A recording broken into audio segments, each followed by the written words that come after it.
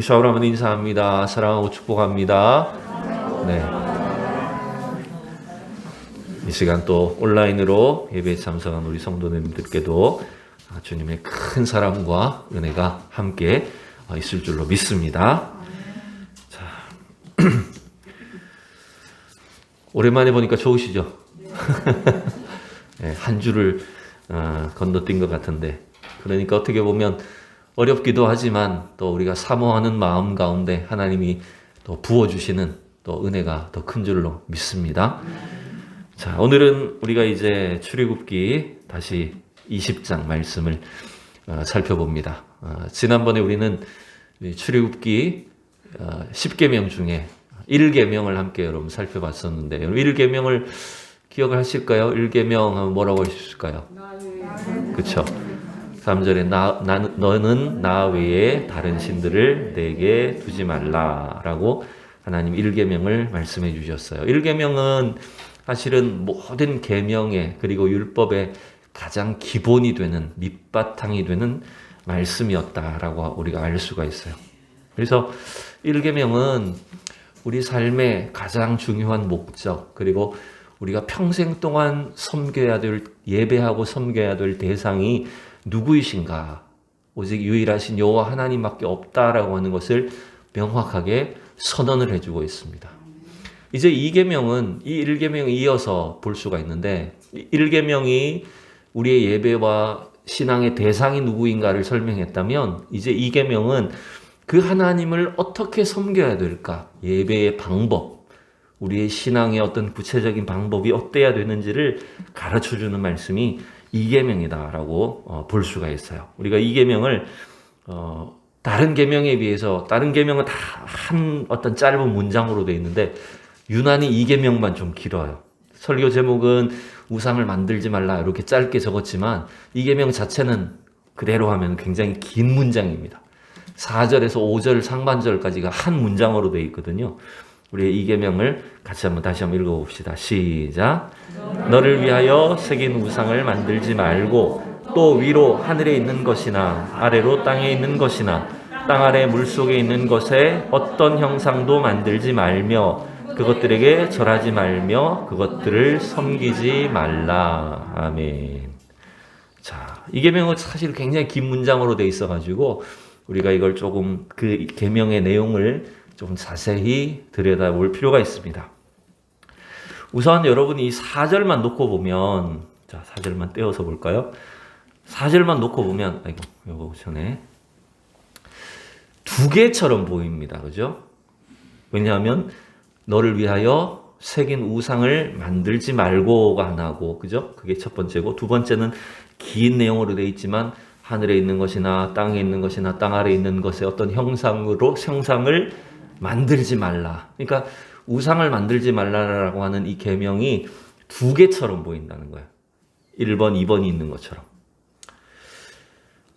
물론 그렇게 볼 수도 있어요. 그런데 오늘날의 대다수의 그 번역본 성경을 보면, 영어 성경이나 우리말로도 번역된 성경들, 뭐 현대인의 성경이나 또 새번역이나 이런 번역들을 보면 이게 두 개가 아니라 사실은 하나를 설명한다는 거예요. 이게 뭐냐면, 우상을 만들지 말라라고 하는 그 큰 명령에 뒤에 붙어 있는 이러이러한 형상은 그것을 꾸며주는 말들이라는 거예요. 이런 식으로 우상을 만들지 말라라고 해서 이렇게 설명해 주는 말이다라고 이렇게 이해를 할 수가 있어요. 그래서 이걸 이제 새번역 성경으로 이 4절을 다시 이렇게 번역하면 이렇게 이제 읽을 수 있는 거예요. 같이 읽어봅시다, 여러분. 너희는 너희가 섬기려고 위로 하늘에 있는 것이나 아래로 땅에 있는 것이나 땅 아래 물속에 있는 어떤 것이든지 그 모양을 본떠서 우상을 만들지 못한다. 우상을 만들지 말라라고 하는 명령인데, 이제 그 우상을 만드는 방식이 대부분 뭐라는 겁니까? 하늘이나 땅이나 땅 아래 있는 것을, 그 모양을, 그 형상을 만들어서 우상을 만드는 거죠. 그렇게 하지 말라라고 주님이 명령하시는 거예요. 그러면 여러분, 도대체 우상은 뭘까요? 하나님께서 지금 금지하신 우상을 만들지 말라라고 이 금지하신 명령은 사실은 이 두 가지를 다 포함하는 겁니다. 첫 번째는요, 하나님의 모양을 만드는 거예요. 왜냐?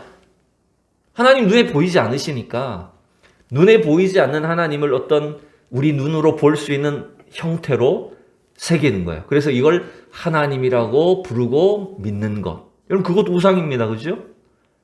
그리고 또 하나는 하나님이 아닌 다른 어떤 신적 존재를 돌이나 나무나 어떤 것으로 모양으로 쇠로 새기고 또 만들어서 그걸 신으로 섬기는 것.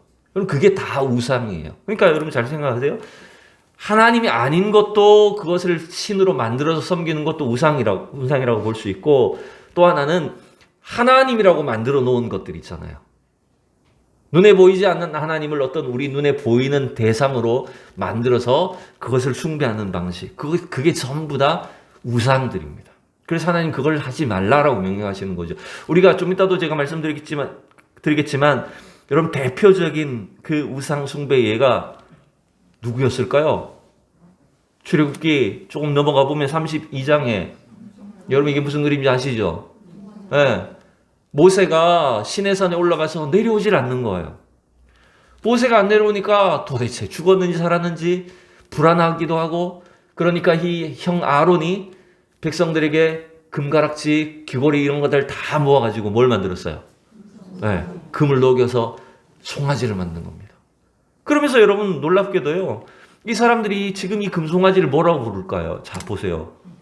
32장 4절에 보면 이스라엘아 이는 너희를 애굽 땅에서 인도하여 낸 너희의 신이로다 하는지라. 여러분 이건 신의 산에 있는 혹은 어떤 이방의 신이 아니라 자기들을 애굽에서 인도해낸 여호와 하나님이 이 금송아지 모양이라고 이렇게 만들어 버리는 거예요. 물론 아직 이때 모세가 오늘 20장에 나오는 십계명을 백성들에게 전달하기 전이었던 것 같아요. 그죠? 우리는 20장의 십계명을 먼저 보고 있지만 지금 이 시점은 모세 혼자 지금 시내산에서 하나님의 말씀을 받았기 때문에 저 시내산 밑에 있는 백성들은 십계명의 내용을 알까요? 모를까요? 모르는 거죠. 그러니까 모르니까 그 사이에 지금 이렇게 금송아지를 만들어서 그것을 하나님이라고 부르고 있다는 거예요. 그러니까 이런 실수를 하기가 참으로 쉽다는 겁니다. 여러분, 세상 다른 모든 신앙이나 종교, 세계 각국의 어떤 무속 신앙부터 시작해서 수많은 종교들이 있는데 우리 기독교 신앙이 가지고 있는 굉장히 독특한 점, 차별점이 하나 있습니다. 여러분 그게 뭐냐 하면 우리는 우리의 신앙의 대상을 어떤 형상으로 만들지 않는다는 거예요. 그렇지 않습니까? 여러분 세상 다른 나라나 어떤 무속 신앙이든 뭐 전통 종교든 세상 대부분의 종교를 가만히 보십시오. 전부 다 그 사람들은 그 종교에는 자기들이 숭배하는 신을 어떻게 해놓았습니까? 다 만들어 놨잖아요. 뭔가 눈에 보이는 형상으로 아니면 아무리 뭐 형상이 없어도 그림으로라도 뭔가 이렇게 모양을 사람들이 볼 수 있는 그런 모양을 만들어 놓고 그 신을 숭배의 대상으로 섬기는 거예요. 근데 기독교만은 유일하게 우리의 숭배의 대상인, 신앙의 대상이신 하나님을 형성화시키지 않아요. 왜 그러냐면 이 출애굽기에 나오는 십계명 때문에, 오늘 이 2계명의 명령 때문에 우리는 하나님을 어떤 형상으로도 못 만들도록 하나님께서 명령하셨다는 거예요. 여러분 같은 기독교의 뿌리에서 나왔다고 하는 로마 가톨릭도 어떻습니까? 여러분 가톨릭 가보면 어때요? 네, 우리한테는 없는 여러 가지 막 모양 그런 신상들을 예수님의 형상부터 시작해가지고 마리아 신이 항상 탁 마당에 제일 먼저 서 있고, 그죠? 성모 마리아가 서 있고, 그 다음에 여러분 이 가톨릭은 전통적으로 그 성인들, 교황들로부터 시작해서 교회에서 인정한 어떤 성인으로 추대된 사람들의 형상들을 다 만들어서 그 날들을 정하죠. 성 무슨 데이, 성 발렌타인 데이, 그죠? 성 발렌타인이 여러분 그 가톨릭에서 성인으로 숭배해 놓은 사람이에요. 그 날을 정해놓고 그 사람들의 형상과 모양과 그림을 새겨놓고 그걸 다 숭배의 대상으로 삼습니다. 근데 우리는 철저하게 이 십계명의 말씀을 따라서 철저하게 그러한 어떤 신상이나 형상이나 그림이나 모양들을 배격하고 있는 거예요. 여러분 한번 생각해 보세요. 눈에 보이는 형상을 더 잘 믿을까요? 안 보이는 신을 잘 믿을까요? 사람이. 솔직히. 그렇죠. 우리 인간의 속성상 안 보이는 대상보다는 뭔가 눈에 보이는 대상을 더 잘 믿을 수밖에 없어요. 그러다 보니 세상의 모든 종교들은 다 사람들이 뭔가 이렇게 눈에 손으로 만질 수 있는, 볼 수 있는 그런 대상을 섬기고 있다라고 하는 거예요. 우리 교단은 대한 예수교 장로의 합동측 교단이에요. 뭐 장로교 안에도 수많은 교단 교파들이 다 나누어져 있지만, 여러분 이 합동측 교단에 약간 좀 보수 성향의 교단들이 가지고 있는 특징 중에 하나가 뭐냐면, 예배당 안에 뭐가 없을까요? 십자가상이 없어요. 그죠? 근데 또 어떤 교회 가보면 어떻습니까? 본당에 뒤에, 강단 뒤에 보면 큰 십자가를 이렇게 걸어놓고 거기에 또 이렇게 조명을 설치해 놓고 하죠. 근데 그게 우상이라고 제가 말씀드리려고 하는 게 아니라, 우리 교단은 자칫하면 그 십자가상마저도 우리가 하나의 어떤 우상시할 위험성이 있기 때문에 그것조차 하지 말자라고 전통적으로 정해놓은 겁니다. 무슨 말인지 아시겠어요? 그만큼 뭔가 우리 눈에 보여지는, 만져지는 그런 형상 자체를 조심해야 된다. 이 계명에 따라서 그것조차 조심해야 된다라고 지금까지 그런 전통을 유지해 왔던 거예요. 그렇다고 여러분 또 다른 교회, 어느 교회 갔더니 십자가가 있네 하면서 그걸 또 이단이라고 하거나 그렇게 하실 필요는 없어요. 그만큼 우리는 이 계명을, 이 말씀 자체를 엄격하게 지키려고 노력을 해왔다라고 하는 거예요. 여러분, 하나님은 이와 같이 우리가 뭔가 만들어서 그것을 신적 대상으로, 심지어 하나님이라고 여기고 섬기는 것 자체를 매우 싫어하셨어요. 여러분, 왜냐하면요, 아까도 말씀드렸듯이 그게 우리 인간의 타락한 본성의 특징이기 때문이에요. 만약 여러분들을 조금 더, 제가 만약 목사로서 여러분들에게 뭔가 자꾸 신비적인 체험이나 이런 것들을 보여주기 위해서 어떤 멋있고 정교한 신상이나 신비한 그림이나 뭐 사진을 찍었는데 여기 갑자기 막 이렇게 뭐 안개가 있고 막 이렇게 이슬이 막 있고 이런 걸 자꾸 보여주린다고 하면 아마 여러분들이 더 뜨겁게 믿을걸요? 여러분, 이단들 가보면 그런 거 많지 않습니까? 뭐 예배 시간에 저 뒤에서 사진을 찍었는데 뭔가 희미한 게 지나가요. 그럼 이게 막 성령이 내렸다 그러고. 그렇게 자꾸 뭔가 눈으로 보여지는 것들을 이렇게 사람들에게 이렇게 함으로써 거기에서 뭔가 은혜를 찾으려고 하는 거예요. 근데 여러분, 하나님은 우리에게 은혜를 베푸는 방식이 물론 때때로 신비적인 방식으로 역사하실 때가 있지만, 하나님은 자기를 나타내실 때 여러분 뭘로 나타내셨을까요? 에? 하나님의 계시 방법이 뭘까요? 그것은 말씀이에요. 하나님이 자기 어떤 얼굴을 보여주시는 방식 쓰지 않으셨어요. 나중에 가보면 여러분, 모세가 하도 백성들은 말 안 듣지, 자기 속은 답답하지, 도대체 하나님 가나안 땅으로 인도하시는 건 맞습니까? 막 속이 답답하고 열불이 나니까 하나님께 기도하잖아요. 하나님 제발 얼굴 한번 보여주세요. 하나님 얼굴 보여줍니까? 안 보여줍니까? 왜 안 보여줍니까? 하나님 얼굴 보면 죽어요. 아무도 하나님 얼굴을 못 봐요. 그래서 그나마 하나님이 모세를 바위 틈 사이에 덮으시고 뭘 보여주실까요? 하나님이 등을 싹 보여주시잖아요.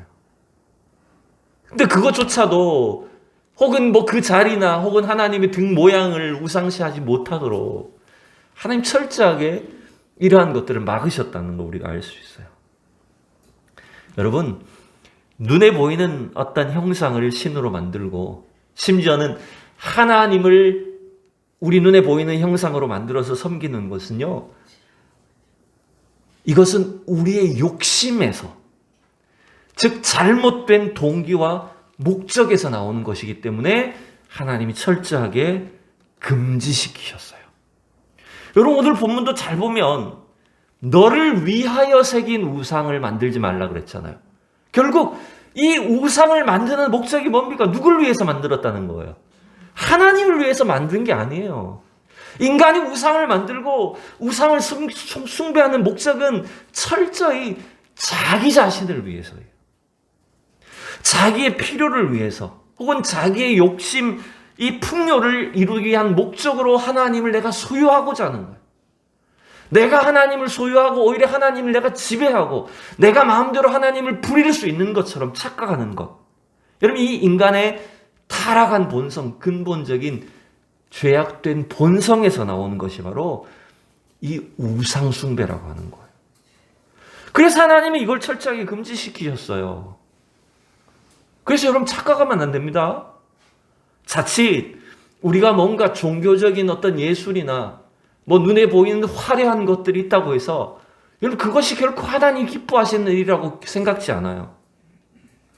건물도 마찬가지입니다. 교회 안에 뭔가 사람들에게 보여지는 것 자체가 자칫하면 그게 우상이 되기 쉽다라고 하는 거예요. 성경에 나온 예를 한번 생각해 볼게요. 제가 오늘 그림을 찾다가 적당한 그림이 없어서 준비하지 못했지만 우리가 지금 금요기도회 때 보고 있는 사사기의 말씀에 보면 사사기 이제 후반으로 넘어가 보면 이런 이야기가 나옵니다. 에브라임 지파에 미가라는 사람이 살고 있었어요. 이 미가가 어느 날 집이 엄청 부자였나 봐요. 근데 어머니한테서 돈을 왕창 훔칩니다. 엄청 큰 돈, 은으로 된 큰 돈을 훔쳤어요. 근데 엄마가 그걸 알아요. 어떻게 알았는지 돈 훔쳐간 놈은 저주를 받을지어다 이러니까 또 이게 또 겁이 나가지고 엄마한테 또 사실을 밝힙니다. 사실 어머니 제가 훔쳤어요. 이렇게 밝히니까 또 야단을 안 치고 이 어머니가 그 돈을 돌려주면서 자, 이왕 이렇게 된 거 너는 이 돈을 가지고 신상을 만들어서 하나님을 섬겨라. 이렇게 하는 거예요.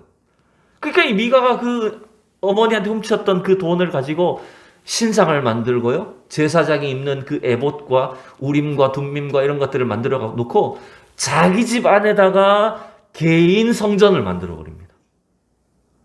그러면서 이 어머니도 그렇고 아들 미가도 그렇고 이렇게 우리가 하나님을 잘 섬기니까 하나님 복을 주실 거야. 이렇게 말합니다.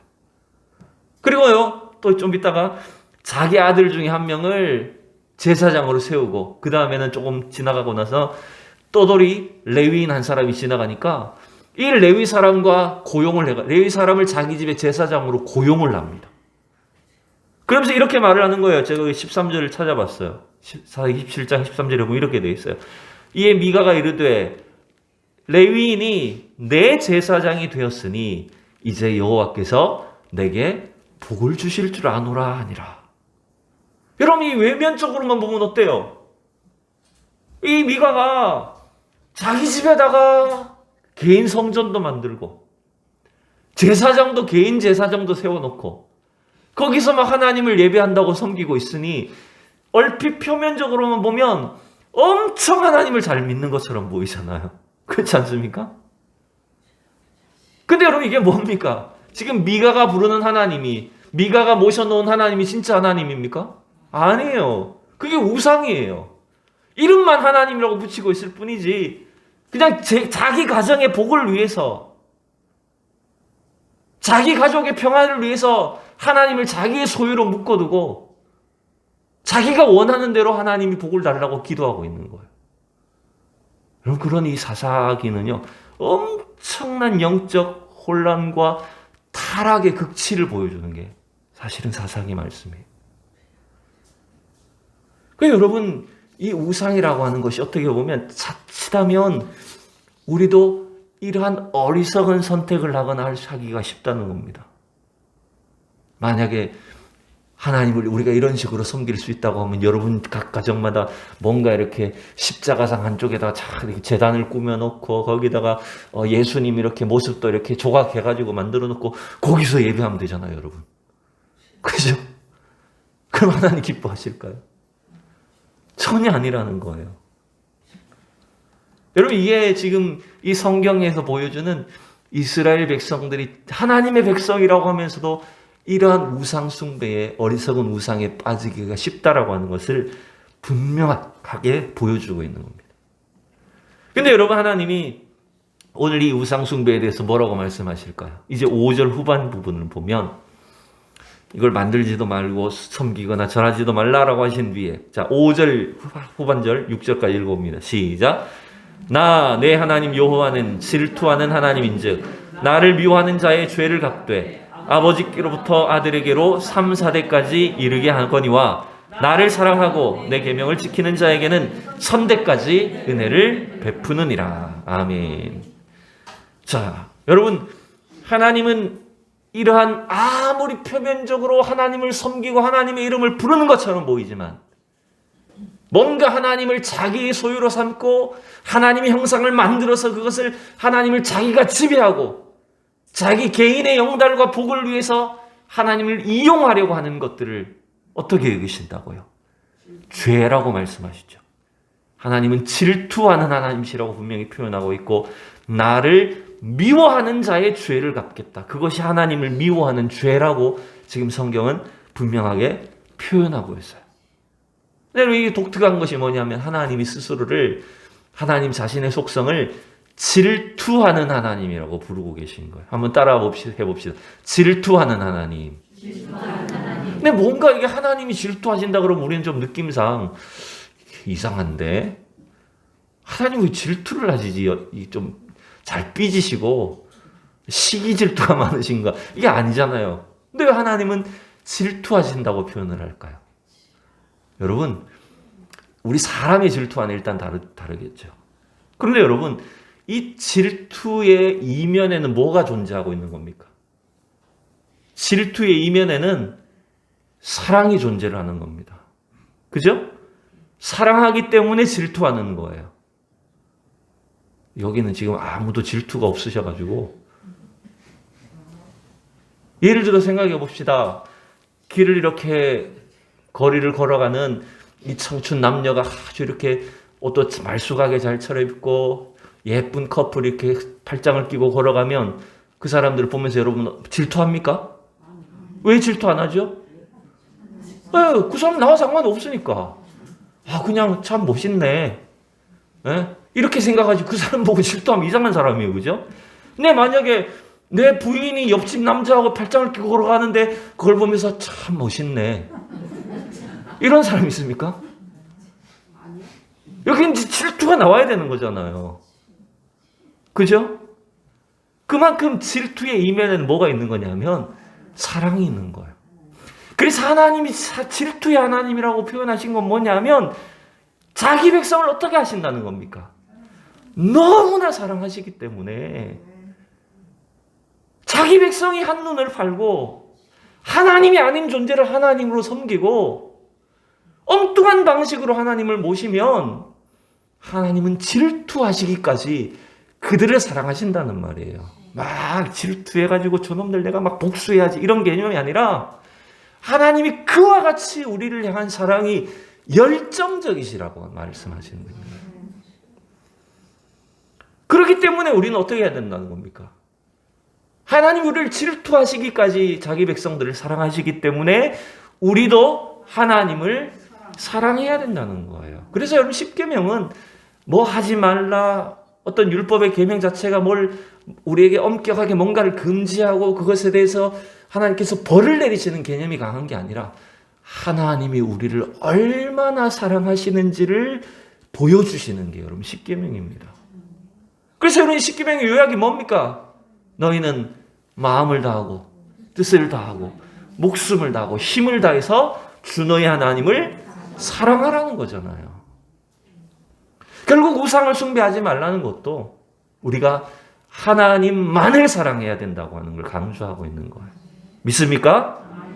그런데 이제 여기 이제 5절과 6절에 보면 조금 독특한 설명이 또 뒤에 붙어 있죠. 나를 미워하는 자의 죄를 갚되 아버지로부터 아들에게로 3, 4대까지 이르게 한다. 이 해석이 이제 옛날부터 조금 이거 그러면 3, 4대 만에 망한다는 얘기네? 이제 이렇게 해석을 좀 많이 해왔습니다. 그죠? 우리 전통적으로 그렇게 많이 해석해 왔어요. 3, 4대까지만 하나님이 미워하신다는 거냐? 아니다. 3, 4대만 하나님이 미워하셔도 그 대는 끝난다. 그 가정은 박살난다. 이렇게 생각을 해왔어요. 그래서 흔히 우리 한국교회 안에 꽤 유행했던 꽤 유행했던 세미나가 있어요. 그게 뭐냐면 가게에 흐르는 저주를 끊어라. 이게 한창 막 80년대, 90년대 유행했던 적이 있어요. 여러분 들어보셨나요? 네? 그래서 지금 우리 안에 있는 이 문제, 우리 가정에 일어나는 불행한 이런 모든 일이 우리 3, 4대 위까지 조상이었던 죄가 있다. 그래서 그걸 우리가 기억하고 통해 자복해야 해결된다. 그렇게 막 시켰던 적이 있었다니까요. 보통 교회에서는 안 했지만 뭐 이상한 기도원에 가면 그런 걸 막 했던 적이 있었어요. 근데 여러분 그건 아니에요. 여러분 그러면 기도하셔가지고 여러분 3, 4대 위의 조상의 죄까지 다 회개하셔야 되는데 그게 아니고 하나님이 이 아버지로부터 아들에게 죄를 갚는다는 것은 조상의 죄를 통해서 벌을 내리신다는 개념이 아니고 여러분 지금 우리가 다 아버지하고 부모 세대하고 자녀만 사는 이런 핵가족 시대에 살고 있지만 옛날에 어땠습니까? 그렇죠? 보통 할아버지 할머니부터 손자들 심지어는 증손자들까지 3, 4대가 다 한 집에 살았잖아요. 그러면 그 하나님을 섬기지 못한 우상숭배한 죄의 결과로 인해서 그 가정이 어떤 징계를 받는다면 3, 4대까지 다 미칠 거 아니에요. 당연히 그 지금 동시에 살고 있는 가족들이. 그렇죠? 그 표현이라는 겁니다. 근데 이 말씀은 하나님께서 내리시는 징벌의 의미가 강한 것이 아니라 사실은 그 다음이 중요한 거죠. 6절에 뭐라고 되어 있습니까? 나를 사랑하고 내 계명을 지키는 자에게는 1000대까지 은혜를 베푸신다. 여러분 결국 하나님을 사랑하여 하나님의 계명 그분의 말씀을 따라 주님을 사랑할 때, 주님을 섬길 때 하나님의 베푸시는 이 놀라운 은혜가 이 영원하고 놀라운 은혜가 얼마나 큰가라고 하는 것들을 분명하게 보여주는 말씀입니다. 믿습니까? 네. 그래서 여러분 이 하나님의 이 사랑과 자비에 여러분 초점이 있는 거예요. 자, 이제 말씀을 맺으려고 합니다. 오늘 우리가 잘 알고 있는 이 우상 숭배의 죄, 이것을 금지하신 명령이 무엇인가를 한번 가만히 생각을 해봤습니다. 말씀을 마치면서 이걸 한번 이 시간에 짧지만 잠깐 고민을 해봅시다. 하나님은 자기 자신을 분명히 하나님의 얼굴을, 하나님의 형상을 우리에게 보여주지 않으셨어요. 하나님 자기를 계시하는 방식은 말씀으로, 하나님의 음성으로, 즉 하나님의 그 말씀의 어떤 계명으로 우리에게 자기 자신을 나타내 보여주셨어요. 그런데 여러분, 우리가 성경을 가만히 곰곰이 생각해 보면 하나님은 자기 형상을 분명하게 보이신 적이 있어요. 보이셨다기보다는 자기 형상을 우리 인간에게 나타내 주셨던 적이 있어요. 그게 언제일까요? 여러분 창세기 1장 26절에 하나님이 우리 사람을 만들 때 어떻게 하셨습니까? 그렇죠. 우리의 형상을 따라 우리가 사람을 만들고 우리의 모양대로 우리가 사람을 만들자라고 하시면서 하나님은 자기 형상을 우리 사람 속에 새겨 놓으셨어요. 물론 이 창세기 1장에 나오는 형상이란 단어와 우리가 아까 살펴본 출애굽기 20장의 어떤 형상을 따라서 우상을 만들지 말라고 할 때 그 형상이란 단어의 원어는 다르긴 합니다. 근데 여러분 다를 수밖에 없다고 저는 생각이 들어요. 왜냐하면 인간이 땅이나 하늘이나 땅이나 땅 아래에 있는 그 모양을 보고 형상을 만드는 것은 그건 하나님의 형상이 아니니까요. 그러나 하나님 근본적으로 자기 형상을, 자기 모양을 누구 속에 새겨주셨습니까? 사람 속에 새겨주셨어요. 그죠? 그리고 그 사람을 통해서 뭘 하게 하셨습니까? 바다의 물고기, 하늘의 새와 땅에 있는 가축들, 땅에 있는 모든 것들을 다스리게 하자고 하셨잖아요. 그러니까 결국 여러분 인간은 이 하나님의 형상으로 지음받았음에도 불구하고 범죄하고 타락해서 하나님으로부터 멀어졌기 때문에 그 하나님의 형상을 잃어버리게 된 겁니다. 하나님의 형상을 잃어버리게 되니까 도리어 어떻게 됐습니까?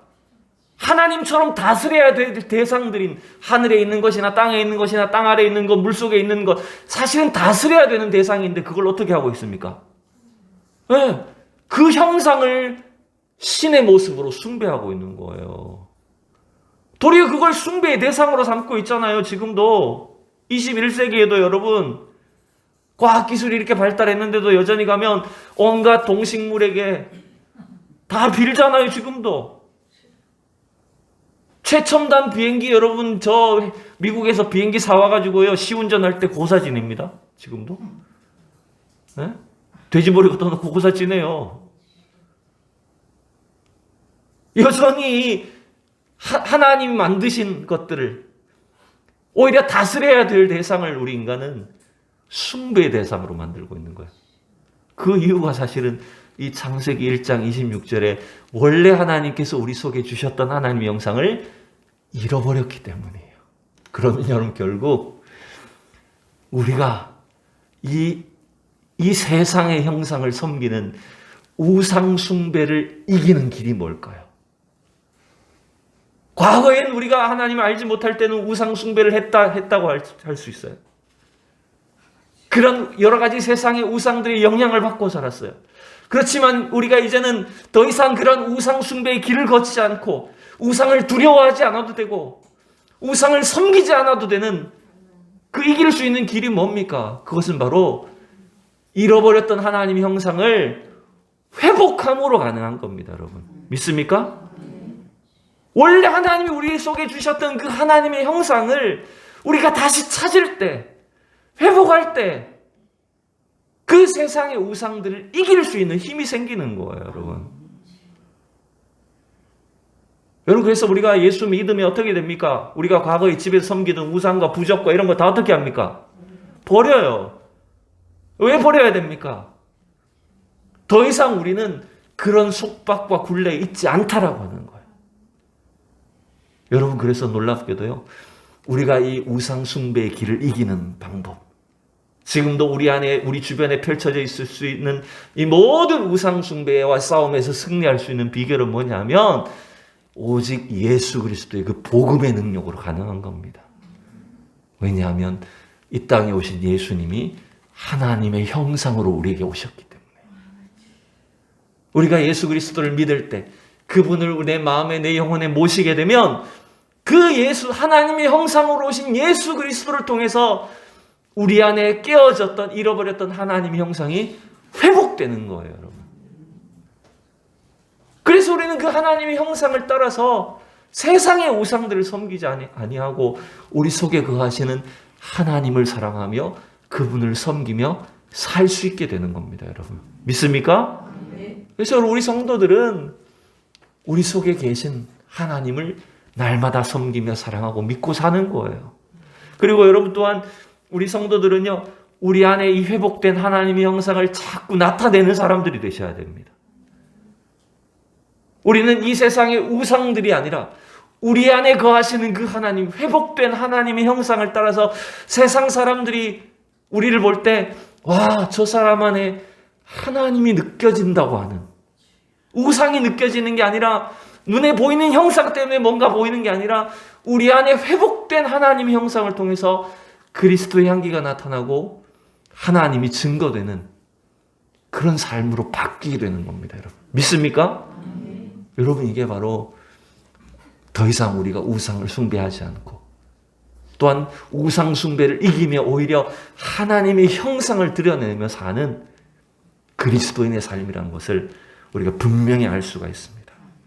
이러한 삶을 통해서 우리 성도들이 날마다 여러분 주변에 있을 수 있는 우리를 두렵게 하는 모든 우상들을 여러분 능히 물리치고 여러분 하나님의 사랑, 우리 자손 천대까지 하나님 사랑과 은혜를 베풀어 주시는 그 은혜를 깊이 누리는 주의 백성들이 다 될 수 있기를 축원합니다.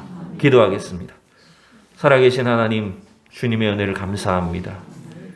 오늘도 주님의 은혜 가운데 저희들 이와 같이 하나님 주의 백성으로 부름받아 이 자리에 섰습니다.